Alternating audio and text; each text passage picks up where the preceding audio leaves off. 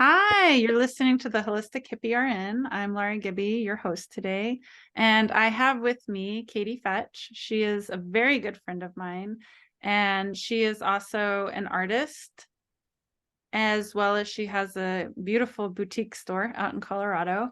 And today we wanted to talk about how using your creative passion is actually a form of self-care, and tapping into how that is a form of self-care and how that's necessary. Self-care is necessary for living a more balanced life, but not only that, like doing the things you love and the things that you're very creative at are some of the biggest things towards creating balance in your life. So do you want to tell me a little bit more about yourself, Katey, and like what kind of art you do and all that fun stuff? Yeah. So let's see. I was sort of a late bloomer to art. Like you hear all these cool stories about people. They're like, when I was 4 years old, was really into drawing. And I was, but good is a very relative term. I wouldn't call myself good. But suddenly, when I hit high school, I went into this art class and we practiced a lot because there's no such thing as natural talent. There might be interest, but really it's just a lot of practice. So I started practicing a lot with watercolors. And one day that practice paid off and watercolors just clicked for me. Mm-hmm. And that led me to go to art school, which actually wasn't that successful for me. Art school did not really work out. I wasn't doing what I was passionate about in art school, and it was more about the competition between students or, learning that the art world was a really scary place. And so that kind of led to me not doing that much art or watercolor. And then recently I was like, oh no, having, I don't know, not a midlife crisis, but something I was like, oh, hey, art made me really happy. I need to get back into it. So I started taking new classes with really amazing professionals who don't do watercolor, but just they are amazing professional artists. And that led me to rediscover my passion, which is art. Oh, I love that. So how would you see it as it balances, it's like your form of self-care that also creates that balance for you, kind of as you mentioned, like when you tap back into that enjoyment of it, that you also tap back into feeling more like excited and thrilled and like moving through the things that you had been going through? For me, something about art, it gives me energy. Even if I'm creating a really bad piece of art, I feel like it's therapeutic in a way, because you learn to work through your frustration Mm-hmm. and you learn to problem solve. And then it just does something for my brain. And even if you don't do art for a living or writing for a living, I've read that you should because it's good for you. It's like exercise. You need to do it in order to, because it's good for you. And what also led me to feeling really inspired about doing art is I was reading about how your hobbies can pay off and be really profitable, and how finding inspiration will just help you see the world as a better place, and it'll flow over into your Oh, uh, I guess mundane life or everyday life and make it more exciting. Oh yeah, no. Oh, did I freeze? Sorry. just for a second, but it's all good. I got you back. So I think what's really cool about that too, when you think of bringing like what you love to do, whether you're like an artist or you write or, what have you, that thing that really inspires you and that you enjoy doing. I feel like when you start creating it into more of like, you're bringing in finances even, it almost makes you exercise that harder because you're seeing the purpose of the payoff from it. You're seeing the purpose of how you're trading it for, if money is coming in, or you're trading it for other people appreciating it, things like that. And that's a really neat thing. I think so. And I read somewhere actually, I've studied and worked for Geshe Michael Roach for a long time, and he talks a lot about how at the end of your days when you're dying, it's really important that you have done something that was meaningful for you, that, Yeah. you can say, oh, I need to keep this one job because it makes money and I have all these reasons, or I need to clean the house all the time, keep it clean and not play with my kid. I got to keep it clean. But at the end of the day, you won't regret that you didn't clean more, or you won't regret that you didn't, or say you're like, oh, I wish I had worked more at that job I hated as you're dying. You'll never do that. So I think it's really important to do a job or have something you feel passionate about, and you do that. And it's self-care at the end of the day. Yeah, totally. Because it's like a means in your life. It's a meaning in your life. And it, like you said, it's something you're passionate about. I think anything you're passionate about, that at the end of the day, like you said, like at the end of your life, you want to look back and be like, oh, I truly lived in my passion. I truly did spend the time with my kids. I truly did spend the time doing the traveling that I wanted to do. I truly did spend the time like really deep diving into learning about, like experiencing and like doing more of what I love. And it's like the more you do that, the more you feel enmeshed and like getting better at it. Like I like writing. I would say mine is like my self-care is writing. And I notice over the course of even just a year how my writing has shifted, and how it's like, I mean, like I would be happy to write a book just because I feel like it's gotten so much easier to write. It flows more. And that's the other thing. Like it seems like it just like flows better when you start exercising that creative muscle. I agree. And I think one of the points that struck me in this book, Steal Like an Artist, Mhm. uh, they talked about coming away from technology. So the first draft of something should not be done using your laptop or iPad. And I think you do this too. I think you're a journaler, so you handwrite a lot first Oh yeah. and then the computer. And that was, I think it also flows over to being more present when we're not on technology all the time. So we can be more present with our kids, our life, everything else. So Mhm. my latest thing is forcing myself to use pencils before I jump on the iPad to draw, Mhm. or handwriting stuff before I jump on the computer. And it's really caused the inspiration to spark a little bit more. Well, and you know, the interesting thing about that is you use a different part of your brain to write or, you know, draw when you're using your hand to create it. You're using a different part of your brain than you do when, like, say you're typing, or probably when like you're drawing on a screen. Um, so that way it's kind of like you're getting the double of the creativity. Like you get it because you're probably not, like, I wouldn't start writing a book and then handwrite the book. Like I would start with the handwriting part. And so it's just kind of an interesting dynamic of how, if you start with the physical part away from the screen part and like shift into that, you get so much more from it. You do. Yeah. Catherine Arden, she's a best-selling author, and she wrote a bunch on a computer and it got all deleted and she lost it all. And she's like, I guess I'm going back to my notebooks, because she handwrites a lot of it. Oh wow. That Yeah. was her Instagram post. I can't say I know her personally or anything. Yeah. Yeah. Yeah. So how often would you say, like, how much time would you say you commit to doing art as your self-care throughout, like, say a week? Like what would you say are some of your tips that help you make it more of like less of a hobby and more of something that you're serious about?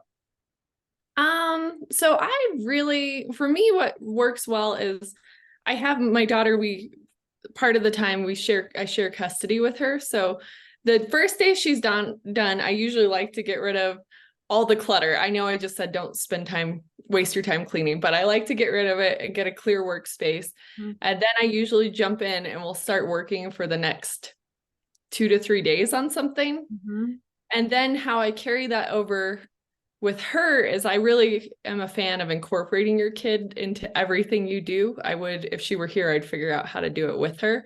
Mhm. I try and do multiple creative things throughout the day with her. Mhm. So we were really into building fairy houses lately, or we just do different creative things throughout the day. And that also feeds me, doing creative things with her.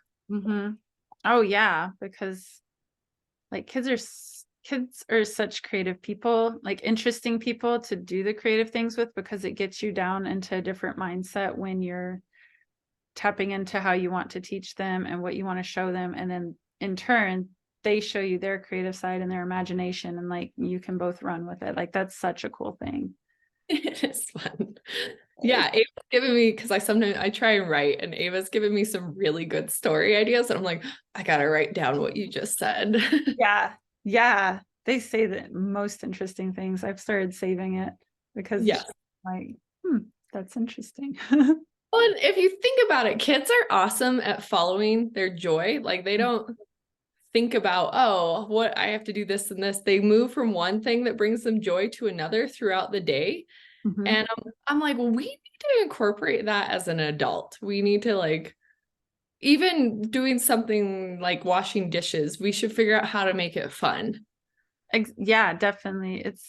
And I think the way you can really tap into making it more fun is being present with it and considering the joy in having your clean dishes, or the joy in the time that you have to kind of just have, it's almost like a meditative mind if you have a blank mind when you're doing dishes, or, whatever sort of cleaning. Like I get into cleaning in the sense of like, it's more of like a therapeutic thing for me. So that turns into a form of self-care because it gives me the time to have the blank mind and just kind of like relax into it. And I think with kids too, because they're so present in the moment, like you can really learn so much from how present they are in the moment and just being, because when you're just being, you get to choose like, oh, I want to do something joyful rather than worry about, all the stuff that I have to do because that's all in the future. Yes, they're so present, and I don't know, Ava makes doing, that's my daughter, she makes doing dishes or sweeping fun because she comes up with these crazy games as she's doing them. Like sometimes it's Cinderella, sometimes she's like, I'm a little elf that sneaks out and does chores, and I'm like, yes, keep up the little elf that does chores. Yes. Oh, I love that. I need to figure that out for my guy. Or she's a ninja that does stuff, and yeah, it's pretty fun. So I just think so that actually, watching Ava follow her joy and led me to being like, oh, I should follow my joy, which is being, for me, being creative. For other people, it might be like raising horses, or being a nurse or whatever. It might be something like that. But for me, I'm like, I need to copy this kid and follow my joy and do things that I like. Or, that, and it will lead to money. I actually Googled the top paying jobs for artists. And I was like, I don't want to do UX design. I don't want to do this. And then I was like, oh, fine artist. That's the top paying job for an artist. So I was like, that's what I want to do. Yeah, you should. I've seen your art and I love it. Which So, right now I'm building, yes, my portfolio. So don't look at my art yet. Look at it in like a month, everybody. right. What would you say is a good way to start? Like if you, so like you said, like what brings you joy isn't necessarily like you said, it might not be art, it might be raising horses or whatnot. And I see that as kind of like you're tapping into your joy, you're tapping into your own internal magic because you are passionate about that. Like it brings you joy, you're passionate about it. So in my eyes, it's the same as, doing something in the creative area of like artistic things. But say someone like they know what they want to do, they know what they love, and maybe they kind of know, but they're kind of not sure. What would you say is a great way to get started to bring more of that into your life? So I'm definitely a Buddhist. Like I follow the Buddhist system and the Buddhist system of karma, and that my belief is that if you can create the karma, or if you don't want to be religious, you can call it a seed, a mental seed. Then you can plant a mental seed for what you want, and no matter what, it works 100% of the time, you'll get it. So, and we can prove why the world is coming from your mental seeds. But the thing is, you could do like these easy 4 steps to plant. The ancient books have a way of creating karma, and usually, unfortunately, in the ancient books, they use a negative example for the, but we have changed it into a positive example of how you can create a karma and see the results in this life. And do you want me to go over those? Yeah. Okay. About it. So let's say that you know your passion and you want to do it. Or let's even say you have no idea what you want to do. You have no passion, you want to find it. So your first step would be, in a simple sentence, decide what you want. So I want to be an artist. I want to follow my passion and be an artist would probably be my sentence. And then number 2, you're going to think about somebody else who wants the same thing or something similar, Mhm. and you're going to think of a way to help them. So you'll come up with a plan. So let's say, for instance, you're working on your passion, which is, being a wellness person Mhm. and doing stuff like this. So we're each trying to like follow our passion. So I'm Mhm. like, oh, I could help Laura. I'm like, how would I help Laura? I'm like, well, maybe I'll help promote her stuff, and I'll also meet with her once a week and talk about ideas. Mhm. And this makes an imprint on your mind, and that plants a little seed. And you're Mhm. like, well, one little seed, what good is that going to do me if I plant a watermelon and just get one or actually a watermelon's a good example. One watermelon seed makes a huge watermelon. So Yes. one tiny act makes a huge result. Mhm. So I'll go over this again. So then you actually help that person get what they want. And now here's the secret sauce for getting it to open quickly, that mental seed for what you want, is at the end of the day or whenever, whatever time works for you, you think about how happy you are that you helped that person. And for me, what's helped me do that is I think about that other person's reaction to my help. Like, Mhm. I'm not being annoying, but when Laura and I talk, I'm like, oh, that was really fun. Laura seemed really happy after we talked. Huh? And I'm Oh yeah, happy I I always helped. do. Yes. And that's like water, fertilizer, and sunlight for your mental seeds. And that gets it to open really quickly. So, yeah, the 4 steps are: decide what you want, find someone who wants something similar or the same thing, make a plan to help them. Number 3, actually carry out your plan to help them. And it doesn't have to be a big time commitment or anything. And then 4, just be happy that you helped them. Yeah. Yeah, because then you're tapping into that, like into their energy, like you're tapping into the energy of that higher vibe of how they feel excited that they're making progress, and you get to pull that in and feel excited of you making progress from it. And what I really like too that you said is someone who has a similar thing, but it's not like, it can be an artist, but like in my case, like mine is in energy work and healing and things like that, but it's still a creative passion of mine. And so you're finding someone who has something they're passionate about and helping them with that. Or like say even with a relationship, right, where you're wanting to meet someone, you would find someone else who is on that page of, oh, I want to meet someone. Mm-hmm. Yeah. Yeah. And like, I think one of my best examples of this is I really needed money, and I really needed it by a certain date, which it's kind of sometimes a little fuzzy to get it by a certain date, but I really did the 4 steps really well this time. So I really wanted an extra $10,000 by May 1st of one year. Mm-hmm. So, I was like, this is what I want. And I decided to help. I was like, I'm going to teach a class on how to do the 4 steps for money. So I just, for 15 minutes once a week, I would just lead a little online class. Mm-hmm. And I was like, I'm helping lots of people I don't know if anybody saw it, but I had the intention that I was helping a lot of people. And so there I did steps 1 through 3. And then every night and every morning, stressed out about money, I would meditate on helping people. Oh, so I'd be really happy that I helped those people.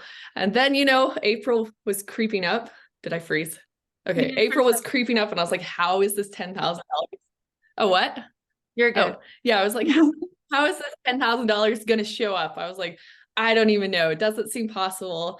And then on April 31st, or whatever the last day of April is, I got an email from a friend. She's like, hey, guess what? We're getting a huge bonus because we got all these royalties that just came in. So you're getting, I think it was like $10,031. Wow. And she's like, I'm going to transfer it. And so it came. That's cool. Would you say too,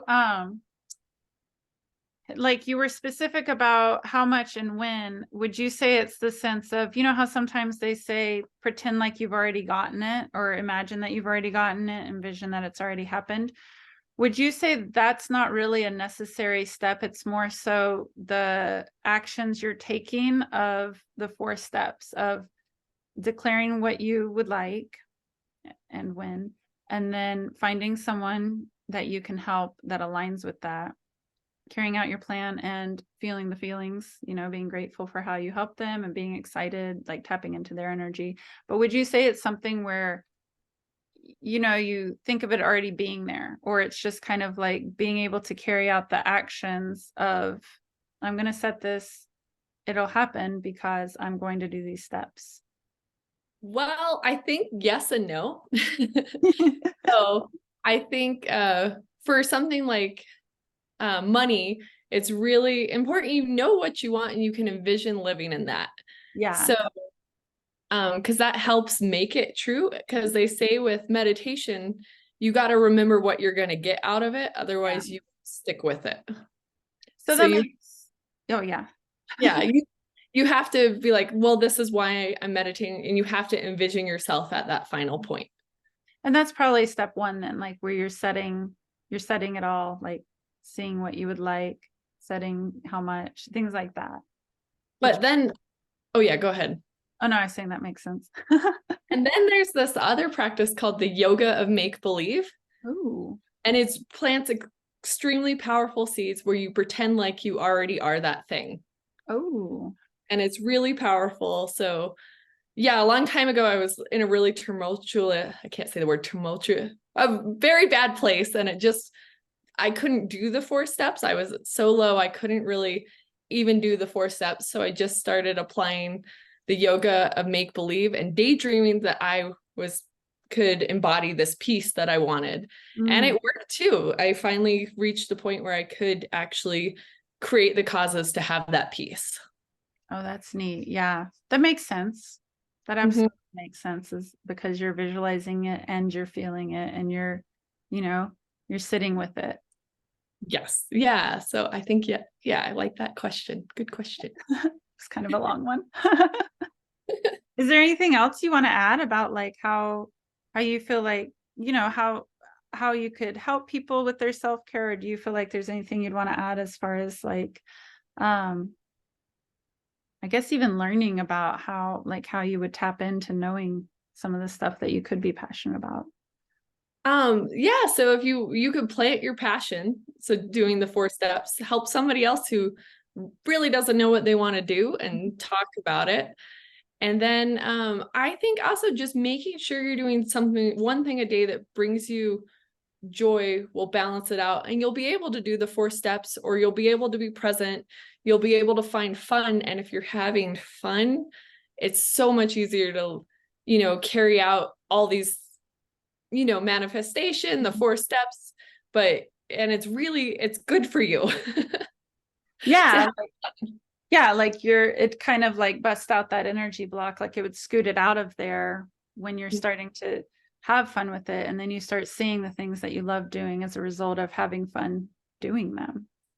And you're going to just be a nicer person to be around, which also means that you're going to be planting more good seeds for happiness and, less seeds for feeling bummed. Yeah. So Yeah. it really pays off, and it doesn't hurt. If you are truly following your joy, it won't hurt other people. Yeah. Well, Yes. yeah, because, joy is something that, you want to spread that around like fairy dust. And I feel like when you tap into your joy, and even with like planting the 4 seeds and you start creating the things that you would like to have, then other people see that as an inspiration. They feel more joyful because you're a magnet, like they feel that. And then they're inspired to start doing more of what they love, or, tapping into what they would like in their life. Yes. And like, it's the best thing we can do for the planet is to become joyful, happy people, because if we do that, other people will be like, hey, I want that. And they'll start copying you. And just imagine a planet where everybody's happy. Yeah, like the butterfly effect of, Yes. you do one thing and it spreads everywhere. And yeah, if more people felt joy, then there's more joy on the planet. And gosh, isn't that beautiful? Yeah. And like, we wouldn't be having a lot of the problems we're seeing today if everybody were Yeah. following their joy, and they're like, oh, I'm really conscious of taking care of each other. Like, oh, to get what I want, I have to help you. Huh? Yeah. Yeah. And it's kind of like, like you said, like really conscious of it. Like you're really aware then of your actions, and you're really aware of what you're drawing in, and choosing to bring joy into your life versus choosing to be frustrated with life or choosing to do things that you really don't want to do. Mm-hmm. And I think another way, well, I know another way to plant seeds is if you see somebody who's really successful, just be happy for them. And like, Yeah. and it helps you get 10% of that, like good karma, good seeds, like just by being happy for them. And remember, if you spot it, you got it. So it means that you see something and somebody doing something what you want. It means you know what you want. And also like you're close to getting it. Right. Because if you're jealous about someone's success, you're planting seeds of jealousy and then you have more jealousy. Whereas, and it's like, I feel like it's such a cool thing to be inspired by someone's success and, you know, be excited about someone's success, because it's kind of like, well, if they can do it, I can too. When you get into that mentality, it's like, wow, like I can plant seeds of success because I know that I can create that because they created it. So. Well, and I got inspired by you because you were getting a little, I don't, tell me if I'm speaking wrong, but it seemed like you were getting a little burnt out on nursing and you chose to take a big leap and follow your passion and do this. And you, and you seem like you seem a lot to have more energy and you seem happier and it seems like stuff is lining up. Like relationships and stuff like that. And, you know, I was like, hey, one of my best friends is doing this. I kind of want to like do art and do what I like. Yeah. Like start tapping into, yeah, you're right. I was starting to get burnt out on nursing. I was like, I just want to do this stuff that makes me happy. And like, I feel like I definitely flew by the seat of my pants, almost like out of my pants. I flew so fast, but like, it was definitely something where I realized months after I had left nursing how healthier I felt, how much better. And I think that's awesome that you saw that and you were like, I'm going to take my leap of faith. Yes. And I'm almost there. I'm like, whew. But you know, your leap of faith has taught me a lot about like, it has. And I'm like, I think it's really cool. And I'm like, oh, I would like to copy her. Oh, thank you. That's my thing. I want everyone to learn that they can be empowered in doing what they would like. And when I feel like when you're empowered by your own inner self, inner magic, you're empowered by like what you love doing, then you're more empowered and you're more confident of just making that jump and leaping out there. That's really cool. Yes. Thank you so much for being here today. I'm so excited that we got to do this. I know. Invite me back anytime. I love it. Yes, I love that. Well, thank you so much. And we'll talk soon. And yeah, you know. Oh. And remember, don't look at my art. Give me like till May and then look at my art, everybody. Yeah. You know, my portfolio this whole winter. So Once your portfolio is done, we'll add that link in. Yes, perfect. Awesome. I'll take care and thank you. All right. Thank you.